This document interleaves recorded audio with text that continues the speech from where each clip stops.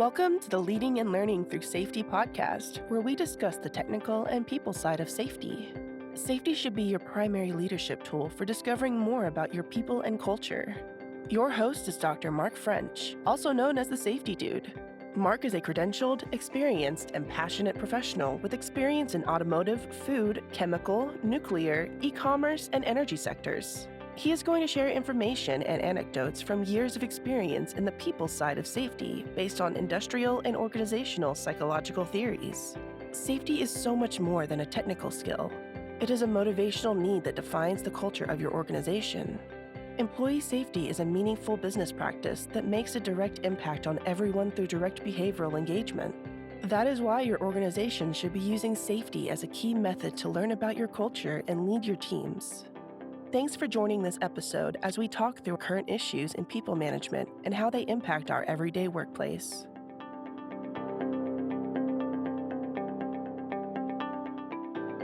And welcome to this episode of the Leading and Learning Through Safety podcast. Hello, I am your host, Dr. Mark French, and I am always happy to have you as part of the family here as we talk about safety. And we talk about how it becomes that leadership tool that we need, that leadership tool that is missing. That's the real thing, that if we don't care about someone's safety, how does anything else really matter? Safety has to be that first step that we take together to create that engagement. So I'm revisiting a topic that I talked about. I don't know, it's been a few weeks, but I want to revisit it because I heard another very interesting news story that brought it back to me. And this is about safety. It's about people. It's about ethics. It's really the whole thing. And it's disappointing. And it's bigger than I thought it was. So I first read about this in the Confined Space blog from Jordan Barab. Also then followed up with New York Times article. And then on NPR, there's a show called 1A. And I was driving to an airport. I heard that this topic was going to be brought up, and I missed it because I was getting on an airplane. And so I went back, and fortunately I have a podcast, and I'll put a link to that podcast episode in on Facebook, LinkedIn, wherever you follow me. There should be a link somewhere there. But they brought up again about child labor in the United States, and I had no idea. I knew it was happening, and I figured it was bigger than what we knew, but this is actually a lot bigger than I really expected, and it fundamentally bothers me as a safety professional, as an HR professional. I think, first of all, as a safety professional that has worked so hard in my career to do due diligence and to do the right thing and to be on what I would say the ethical side of what we do, because it's hard. There are so many pressures to kind of jump into the gray area or kind of fade into the gray of ethics. And I actually posted something about that on my last blog. It was actually surprisingly about ethics, and got some good responses there on my LinkedIn page about just how above the table do you want to be. There's above the table, which is ethical, but then there's layers. Once you get below the table, there's layers of ethics. And to me, what we're talking about here is like bottom barrel. You're at the bottom. You have truly negligent in what you're doing to have this type of items happening. We're talking about 12 and 13-year-olds working in meat packing plants, factories, construction sites, doing cleanup for food industries. No, that's all, caustic burns. They said that they gave an example of a 12 or 13-year-old that had a 50-foot fall from a construction site. And because these are differently categorized, or maybe not, I'm sure if that's the ethics that we have, we're not reporting them. And so what happens is, especially this is happening in immigrant populations, they come in through Health and Human Services to be released to family members or a guardian in the United States. And then sometimes, and it's happening more prevalent than they're admitting, it appears, that they're putting people out there and the children end up in a home that says, okay, what you're going to do now is you're going to work 12-hour shifts at night or 14-hour shifts at night in this factory, either construction. You could be doing an assembly line work. You could be doing cleanup at a factory, like caustic, not just sweeping the floor, but caustic chemicals, using those to clean. This is absurd. This is not what we should be doing. And they started analyzing. They had a person from Health and Human Services. They had some people on there, and I really hope you'll take. It's a 40-minute podcast. It is so worth your listen. So I hope you'll listen to it, not just take my word for it. I'm going to give you my opinions of it here during this episode. Of course, you're going to hear my opinions. That's what I do. So we have this really unsafe. So they're being handed over to this guardian that is then saying, you got to work. You're going to have to go to work because we don't have the resources, or maybe just exploiting. But it begins more there. That wouldn't happen if there wasn't an opportunity. The only time that crime works is if there's an opportunity to make money from the crime, right? There has to be money involved. And that's what, to me, is like the core thing in most things about some of this, about that aspect of crime, is that there's always that fundamental aspect of there's opportunity and there's usually money involved of some form in these types. And so we have large companies, and they were talking about supply chain people to super large companies. Some of these children were actually employed by some very large companies. They didn't care. I don't even know how that happens. I'll be perfectly honest. If you're doing anything even close to right in a Department of Labor standards, where you're verifying, you're integrating, you're training, how does this even happen? And that's what I really want to get into here eventually. But you look at that and you think, okay, well, there was a decision made, because there's no way that there's willful ignorance. There's malicious ignorance here. There isn't willful. It gets to more negligent in this case, that they knew that they offered terrible pay, terrible benefits, so no like-minded or right-minded adult would want to work there. Their working conditions are so terrible, so horrible, that no normal adult in the U.S. would take that job. So what did they, instead of reducing their profit without hurting so without doing other things that should be done the right way to offer better benefits, better pay, they decided to exploit children of families that they know they can take advantage of. That's nasty, frustrating. And I wish there was more I could do other than educate and really shout out and be one of those advocates that says, no, we will not. And I know I'm probably preaching to the choir, but I think if we all are talking about it, if we're all looking at it and we're all saying things about it, we can make change. There is always opportunity for change once we know that change needs to happen. And this is one of those that fundamentally hurts me, because they're taking advantage of socioeconomic statuses, immigrant statuses. They're targeting a very specific demographic to exploit children for profit. They're allowing them to get caustic burns. They're allowing them to die on the job. They're allowing them to work in such dangerous, and there's no way of them recovering, because then they can't go to school or they can't learn very well because they're exhausted from working 12 hours that wears out an adult. Adults come home worn out from this work. So you know that a child can't then go to school and be functional and learn and then find a way out of what the situation. We've completely blocked it by allowing this to happen. And this is horrible. So what do we do about it? How do we talk more about this? And I'm going to talk a little bit more about that podcast and that news episode here coming up in the second half of the Leading and Learning Through Safety podcast. TSDA Consulting. Learn you. Lead others. The Myers-Briggs Type Indicator is an amazing tool. Problem is that it can be easily misinterpreted.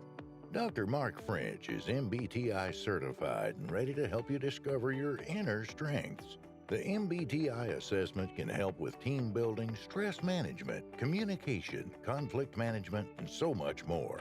Individual and group sessions are available to help you discover what makes you great. For more information, visit us on the web at tsdaconsulting.com. Welcome back to the second half of the Leading and Learning Through Safety podcast. So I'm talking this week about a news story from NPR that I listened to as a podcast from 1A.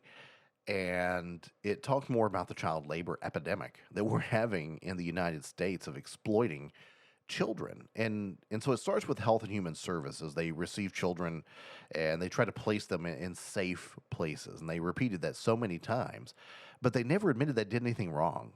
And nor are they doing anything to investigate further. For me, what I would see here is that now that we know this is happening, let's do a full-scale investigation. Let's do full-scale crackdowns of what is happening here. And let's learn about the risk factors. And let's use those in aggregate to create a prediction system of that when we're placing someone, taking a child through Health and Human Services, and we're placing them with a family member, or placing them with a guardian, that we have a rating system from this aggregate data that says, okay, these are the key factors that would create risk for this child to have to be in that labor workforce. I think step one is there, that we start there looking at what is the risk factor. But the Department of Labor was fired up on the call that they are going to investigate, they're going to prosecute, this is not going to happen. And there was some talk of some other states that are looking at lowering where teenagers could do more dangerous work. Now, I agree. There is work out there that teenagers and pre-adults, there's work that it teaches you responsibility. A few hours a week of work teaches good responsibility, but it can't be, there's certain labor practices they can't do. Heavy operating equipment, super dangerous equipment, construction work. That's dangerous.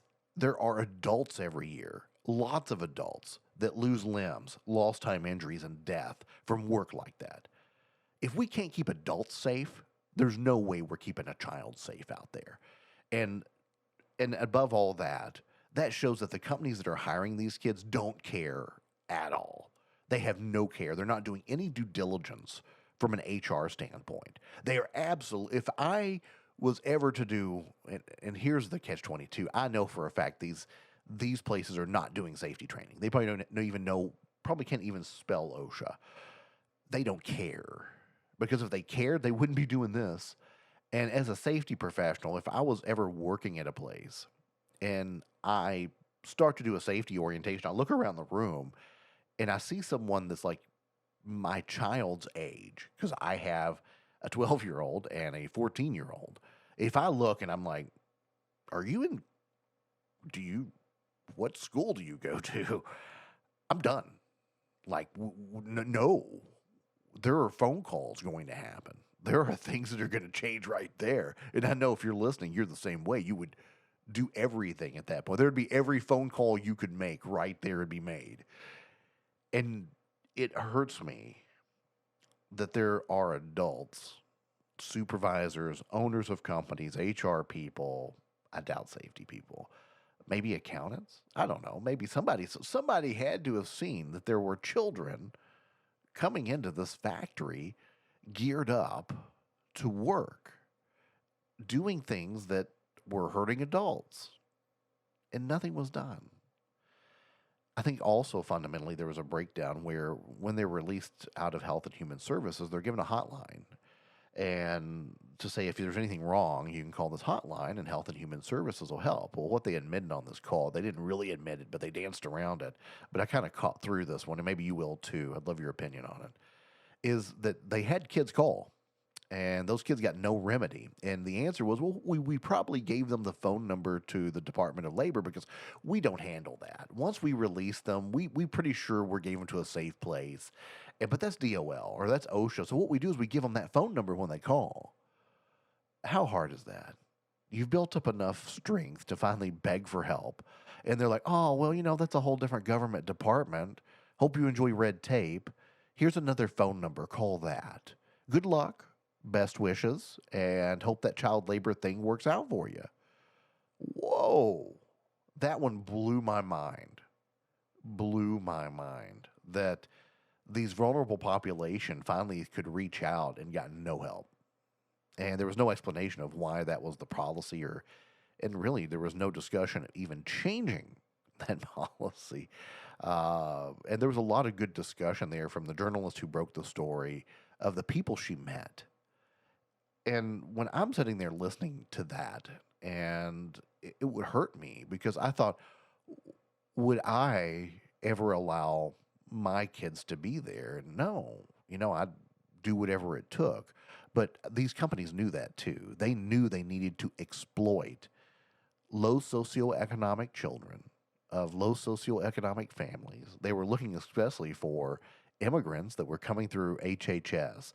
I mean, it was like they had done a scientific study to find the perfect population to exploit so they could make more money and not have to increase their benefits, increase their pay, improve their workplace to something that is halfway acceptable. Instead of doing those things, they're like, you know what's cheaper? Let's exploit some children. That's expendable. These are things that I think of in the 19th and very, very early 20th century. I mean, Upton Sinclair in the Jungle. We're talking this kind of thing, and we're seeing it again right now inside the country. And as we learn about it, we can talk about it. We can make it more prevalent. We can bring it up. We can make sure that we're talking about it. We can look for it. And if we see it, we can call it out. And I especially am looking at the companies that have done this and I'm trying to get more information on what companies actually use this child labor. And tell you what, I'm probably not buying their stuff anymore because, ooh, that just hurts. And so I think there are things that we can do through education and through talking about it and through not letting this die off and being aware and vigilant. So thank you. I'm something that was just weighing, and the more I heard about it, the more it bothered me, and the more it bothered me, the more I needed to talk about it. So almost like a little mini therapy session for me. Thank you. So I'm really happy that you joined me for this episode of the Leading and Learning Through Safety podcast. Hey, did you know that you can come see me live? I am going to be at the Kentucky Safety Conference in May in Louisville, Kentucky. I'm going to have a booth there talking about my company. I'm actually going to record some podcast episodes there. You want to be part of the podcast? Come on. I would love to have you as part of that. It'd be so much fun. So you can see me there live. I think we're going to have a blast. I can't wait. Super excited for it. And so until next time we chat, or maybe see you in Louisville, stay safe.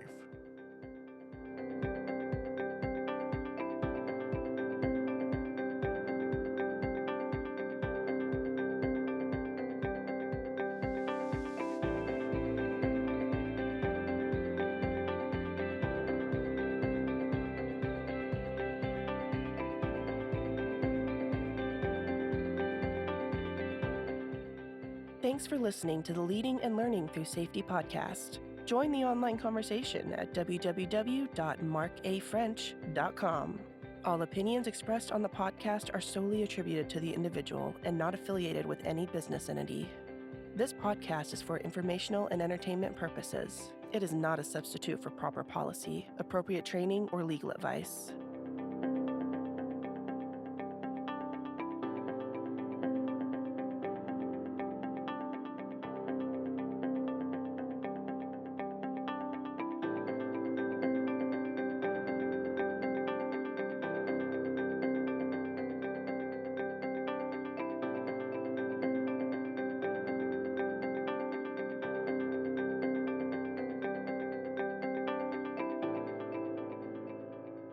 This has been the Leading and Learning Through Safety podcast.